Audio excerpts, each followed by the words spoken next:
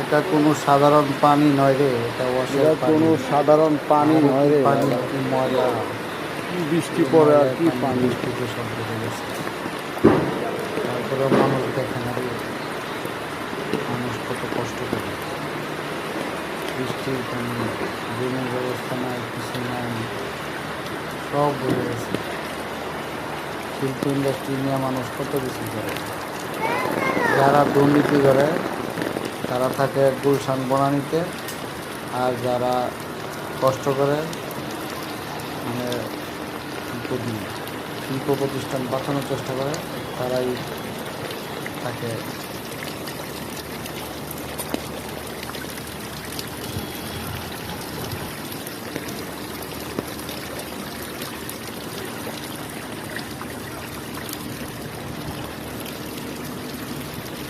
বৃষ্টির পানি কি অবস্থা, আরো ময়লা পানি হয়ে গেছে, সব ওয়াশের পানি, ময়লা পানি, কত সমস্যা মানুষ।